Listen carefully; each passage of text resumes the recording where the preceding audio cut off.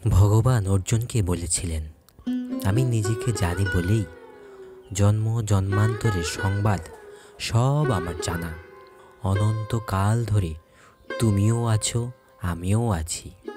কিভাবে কোথায় আমরা ছিলাম তা সব আমি জানি, কারণ যা কিছু হয়েছে সব আমার মধ্যেই হয়েছে।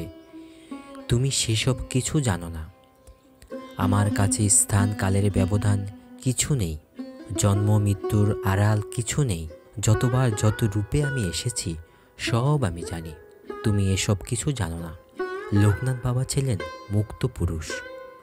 পূর্ব জন্মের স্মৃতি জেগে উঠত তার মনে, কিন্তু কোনো জন্মের প্রতি মমত্ববোধ ছিল না। বর্তমানে যে দেহ আশ্রয় করেছিলেন সেটার প্রতি যেমন কোনো আগ্রহ ছিল না, তেমনি যে দেহে আগে ছিলেন তার প্রতিও কোনো আগ্রহ ছিল না। পূর্ব জন্মের সেসব ছবি ভেসে উঠত তার স্মৃতিপটে। তার কথা মাঝে মাঝে নির্বিকার নৈবেক্তিকভাবে ভক্তদের মাঝে বলতেন। কৌতূহলী হয়ে অনেকে অনুসন্ধান করে দেখেছে তার বিবরণ ঠিক মিলে গেছে। তা শুনে হাসতে হাসতে লোকনাথ বাবা বলেছেন, আমি কখনো ভুল দেখি না। যা ঘটেছে, যা দেখেছি তাই বলেছি। এসবের মধ্যে নতুনত্ব কি আছে?